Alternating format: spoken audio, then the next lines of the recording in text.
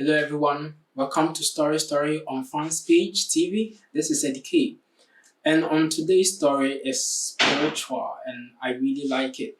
I really like it. And I want us to learn from it. You know what we do on Story? On Story, we share people's true life stories, people's experiences, and we learn from them. Now, let me go right into the story because it's so important. I want you to listen carefully and try and learn from it. This lady experienced something that changed her life. And I believe that sharing her experience with us will also help us. Okay, so this is what she said. This was taken today at 4 a.m.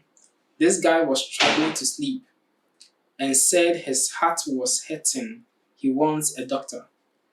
I tried to avoid the hospital thing because, well, I know my son. But okay, I ended up going there even though I wanted to turn back because he then slept while we were on our way. But I ended up at casualty.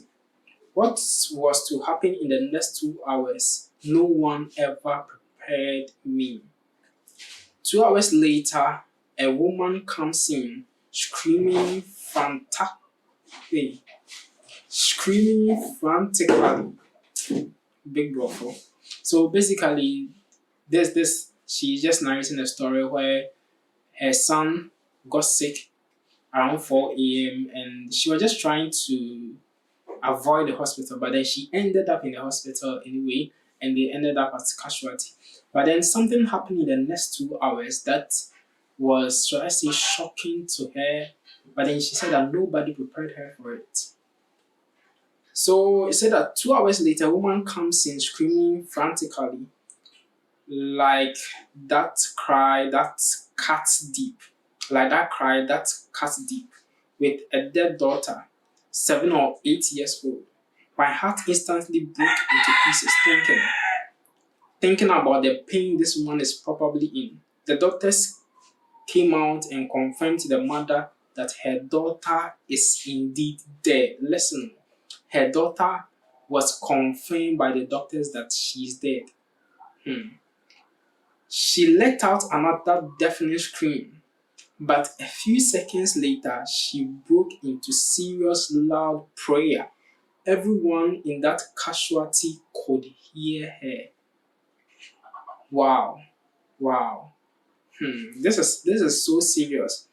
Now the doctors are confirmed that your daughter is dead, or the woman's daughter is dead. But then after screaming, the next thing that she did was to pray, screaming and praying aloud though in a hospital. Lord, remember me. That's what the woman said. Lord, remember me. Remember me. It's me, your servant. I have served you faithfully, Lord. You are not a man that you can lie. Now, this is what the woman said. Lord, remember me. Remember me. It's me, your servant. I have served you faithfully, Lord. You are not a man that can lie.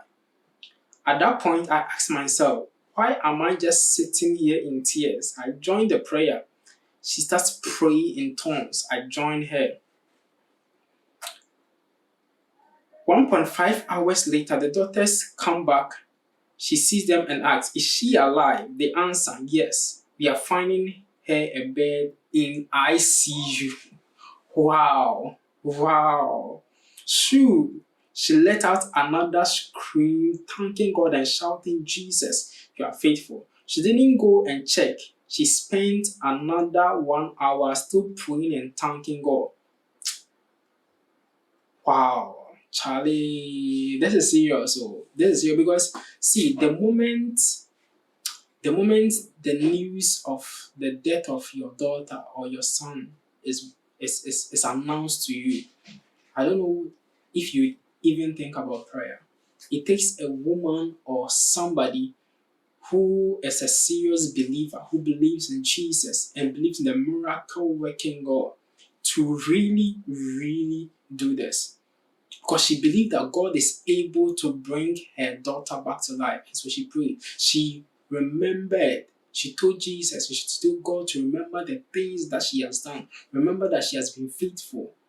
Can you tell God that Are you just a church girl, or you've done something for God that you can stand on and say that God have been your faithful servant? I don't know. It's like I'm preaching right here. I recommend Jesus, she continues. In fact, I highly recommend Jesus. For the mere fact that I witnessed a miracle, the dead coming back to life, with my own two eyes, the power of prayer. I know there's a 1% chance the woman will say this, but she changed my life, and I'll never forget this day.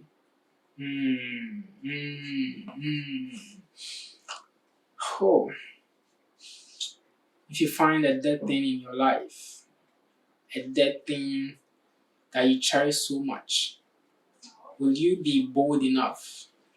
Will you be courageous enough to pray?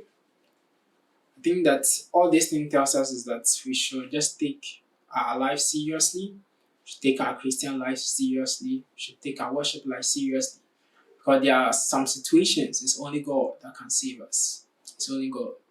I want you to share your thoughts, share your opinion, share what you think. If you were to be the woman, what would you have done? That they just announced you that your daughter, your son is dead. At that moment, what would be your reaction? Would you have also prayed? But then the lesson here is that we should take our prayer life serious. Subscribe, like, and share. I think that somebody needs to see this video. Like and share. See you later. Bye bye. Charlie, let's pray. Let's pray. Let's go to church. Not just going to church, but then take our personal fellowship serious. Take our personal fellowship serious and work for God. Do something for Jesus.